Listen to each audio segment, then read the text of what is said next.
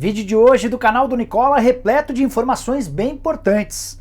Que história é essa de que o Guerreiro está deixando o Internacional e pode virar jogador do Atlético Mineiro? Falo também sobre Arango, colombiano, fazedor de gols, que está na mira do Corinthians. Informações sobre como é que o Júlio Casares pretende equacionar as dívidas com os atletas, a ideia é transformá-los em sócios do São Paulo. Falo ainda sobre Sven-Göran Eriksson, o técnico sueco sugerido ao Santos. Novidade no mercado de executivos, com Diego Serri perto do Grêmio e Klaus Câmara perto do Santos, e para completar os números do balanço do Vasco. Dívidas na casa dos 830 milhões de reais. Tudo isso a partir de agora, não sem antes pedir para você deixar like e se inscrever no canal apertando esse botãozinho vermelho de inscreva-se. Combinado? Lembrando que a partir das 8 horas da noite desta sexta-feira tem programa do Nicola recebendo os vice-presidentes de marketing, o Gustavo Oliveira, e de finanças, o Rodrigo Tostes. Vão passar limpo o Flamengo, tenho certeza que vai ser um programa bem legal com o sorteio de camisa do Flamengo.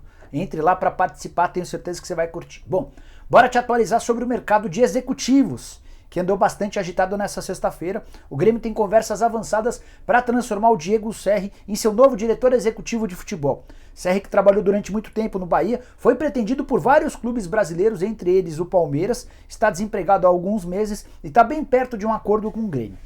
Ao mesmo tempo em que o Klaus Câmara, ex-executivo do próprio Grêmio, com passagem muito boa também pelo Cruzeiro, é o favorito no Santos. O Klaus trabalha muito bem com categorias de base, conseguiu ser campeão da Copa do Brasil no Cruzeiro, revelou vários jogadores no Grêmio, além de montar um elenco barato e extremamente competitivo, e é o favorito, é o principal nome, o escolhido pelo presidente Andrés Rueda. Ainda falta a aprovação do Comitê de Gestão do Santos. Caso os nomes sejam confirmados, para mim, 2 golaços, tanto das diretorias do Grêmio quanto da diretoria do Santos. Bora falar agora sobre Sven-Göran Eriksson, que o Santos busca um técnico, isso todo mundo sabe, desde a última segunda-feira com um anúncio do pedido de demissão do Ariel Holan. Santos está no mercado, tem encontrado enorme dificuldade em fechar com técnicos brasileiros. Renato Gaúcho, Fernando Diniz, Guto Ferreira, Felipão, foram vários os nomes especulados. Contei na manhã dessa sexta-feira que o favorito, o preferido do elenco, é o Lisca Doido, que tem como empresário Jorge Machado, o mesmo empresário do Marinho. Marinho talvez seja a grande liderança do elenco santista nesse momento. Mas queria contar uma outra novidade envolvendo o Santos e a busca por treinadores.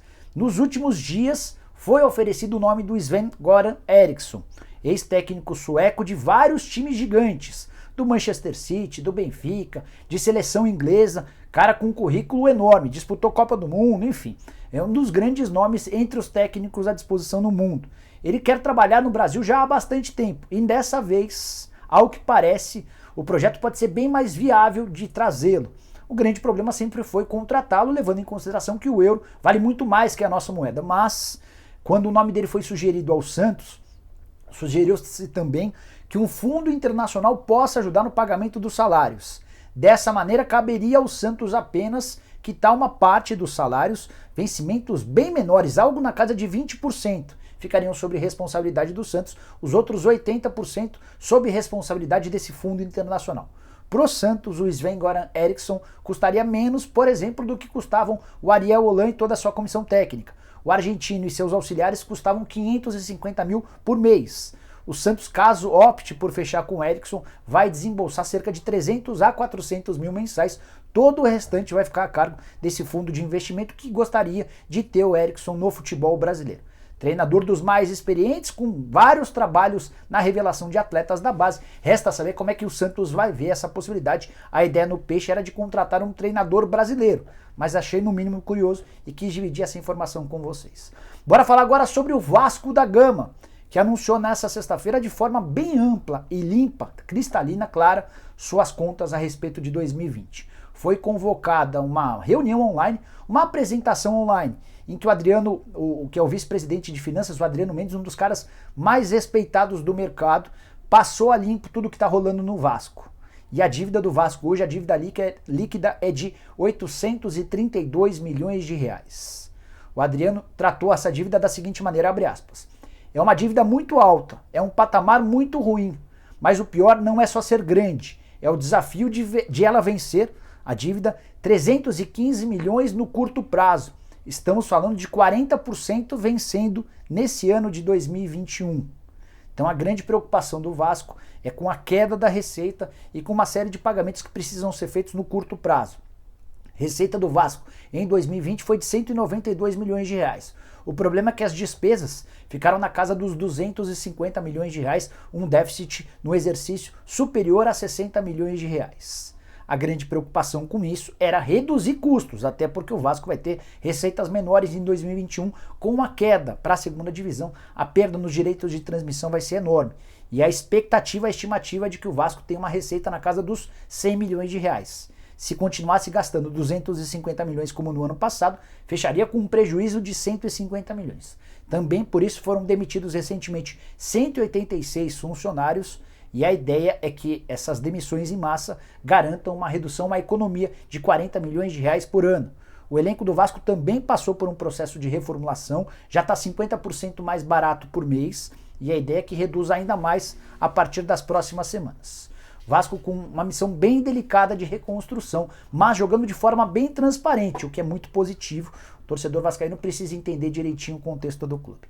Bora falar agora sobre outra entrevista coletiva dessa sexta-feira. O Júlio Casares, presidente do São Paulo, anunciou que chegou a um acordo com os atletas em relação a dívidas de salários referentes a 2020. Quando começou a pandemia, o Leco decidiu pagar metade dos salários e condicionou o pagamento da outra metade a partir de março desse ano, ou seja, jogou a bomba para o próximo presidente. Júlio Casares chegou e com poucas receitas que o São Paulo tem, não conseguiu fazer o pagamento dessas dívidas deixadas pelo Leco. O que o presidente novo do São Paulo fez? Se reuniu com os atletas e sugeriu que eles se tornassem sócios do clube.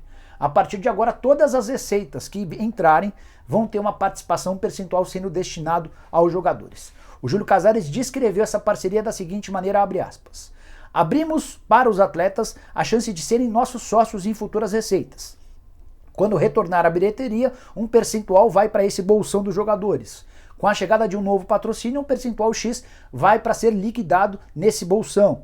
Quando vendermos jogador ou tivermos ganho com o mecanismo de solidariedade, um percentual vai para os atletas. Pedimos para que os jogadores fizessem esse entendimento. De acordo com o Júlio, a aceitação foi boa da ideia, os atletas compraram a versão dos dirigentes, dos novos dirigentes do São Paulo, e a julgar pelo que tem feito o tricolor dentro de campo, dá para imaginar que esse não seja o grande problema. O Júlio ainda confirmou que os salários de janeiro, fevereiro e março estão em dia, não só os salários como os direitos de imagem. Agora o tricolor tenta colocar a casa em ordem, casa bastante complicada. Só para o Daniel Alves o São Paulo deve cerca de 12 milhões de reais. Júlio Casares também confirmou que está em busca no mercado de patrocinadores, de parceiros exclusivos do Daniel, para ajudar no pagamento de 1,5 milhão de reais por mês a que ele tem direito. E para fechar, o presidente do Tricolor confirmou que o São Paulo tem a intenção de comprar os direitos econômicos do Galeano, atacante paraguaio, que eu contei para vocês com exclusividade que custaria $1 milhão. São Paulo tem até o fim do ano para fazer essa quitação e prometeu, o Júlio Casares, que será feita ao longo da temporada. Importante até porque o Galeano parece ser muito bom jogador. Bora falar agora sobre Cristian Arango. Já ouviu falar? Atacante de lado de campo, 26 anos de idade, colombiano, tem feito sucesso com a camisa do Milionários, time da Colômbia. Na atual temporada são 8 gols em 18 jogos. Jogador que já esteve em Portugal, comprado pelo Benfica, embora não tenha jogado no Benfica, ele jogou no Aves, jogou também no Tondela e passou pelo Benfica B. Voltou em 2019 para o Milionários, fez uma boa primeira temporada e faz uma melhor ainda atualmente. Jogador que teria sido, de acordo com Bruno Andrade, colunista do UOL, oferecido ao Corinthians e já existiriam negociações. O Bruno informa que a pedida do Milionários é de $2 milhões ou mais ou menos 11 milhões de reais. O Arango tem 50% dos seus direitos presos ao Milionários, 50% presos ao Benfica. Fui fazer a pergunta para um dirigente do Corinthians sobre a possibilidade de o Arango virar reforço. E o que eu consegui entender a partir dessa conversa com esse dirigente importante é de que nesse momento o Corinthians não pretende gastar absolutamente nada. Cofres vazios, Corinthians com uma série de dificuldades, tentando colocar a casa em ordem. Pode reverter essa situação? Pode. Especialmente se até o início do Campeonato Brasileiro o Corinthians não conseguir resultados. Está praticamente eliminado na Sul-Americana, não se sabe ao certo como é que o Corinthians vai se sair no mata-mata do Campeonato Paulista. Se houver a percepção dentro do clube de que esse atual elenco vai fazer com que o Corinthians corra muito risco de rebaixamento no Campeonato Brasileiro, aí o Duílio pode imaginar ou mudar essa percepção e sair gastando um pouquinho. Esses $2 milhões tornam um negócio extremamente complicado. De qualquer maneira, é legal que você saiba que o Arango está no radar do Corinthians, pelo menos de acordo com o UOL. O dirigente corintiano assegura que nesse momento não tem possibilidade de acordo. Bora fechar o vídeo falando sobre Guerreiro. O Paulo Guerreiro, atacante peruano, que custa quase R$1 milhão por mês ao Internacional. O Meneghetti, que é apresentador dos donos da bola no Rio Grande do Sul, um dos caras mais bem informados sobre Internacional e Grêmio, contou no seu canal aqui no YouTube que o Guerreiro, que o Internacional não fará grandes esforços para a manutenção do Guerreiro. O contrato acaba em dezembro, mas se existisse uma possibilidade de negociação nesse momento, o Inter facilitaria a transferência. Isso porque o Guerreiro custa muito e perdeu espaço durante o processo de recuperação da cirurgia no joelho. O titular absoluto do Inter hoje parece ser o Yuri Alberto, com o Galhardo se revezando com ele. Então são dois jogadores com melhor performance e com mais moral junto ao novo técnico do Inter, o Miguel Ángel Ramírez. O Guerreiro aparece só como uma terceira opção. E uma terceira opção que custa, entre salários, direitos de imagem, luvas e impostos, perto de R$1 milhão por mês, acaba sendo algo inviável, especialmente para o Internacional, com inúmeras dívidas. O Inter é outro clube com todos os problemas financeiros do mundo. E é nesse contexto de o Internacional cogitando a possibilidade de liberar a saída do Guerreiro que pode, e eu estou colocando no condicional, pode surgir o Atlético Mineiro. Que o Galo procura um centroavante, isso não é novidade para ninguém. Embora o Atlético também não esteja disposto a fazer grandes investimentos. Nesse caso do Guerreiro, nem haveria necessidade de um aporte financeiro muito grande, o que poderia ser um facilitador. E aí, só para arrematar, vale uma lembrança. O diretor executivo do Atlético hoje é o Rodrigo Caetano, o mesmo que levou o Guerreiro para o Flamengo e depois o levou para o Internacional. Então, que a relação entre o Rodrigo Caetano e o Guerreiro é boa, que o executivo de futebol do Galo confia no centroavante, isso não há a menor dúvida. Resta saber se pode haver um acordo financeiro. E quando se trata de acordo financeiro, esse é o grande problema, é o grande empecilho para quase todos os grandes clubes brasileiros e os pequenos também. Tá todo mundo nesse balaio por conta das dificuldades financeiras. Vou te atualizando sobre essa novidade. Já mandei mensagem para o Rodrigo, tô tentando apurar mais detalhes também com o presidente Alessandro Barcelos do Internacional. Assim que forem surgindo mais novidades, vou contando para vocês. Se não for no programa do Nicola a partir das 8 horas da noite, no vídeo desse sábado a partir das 9 da manhã, tudo para manter você bem informado. Combinado?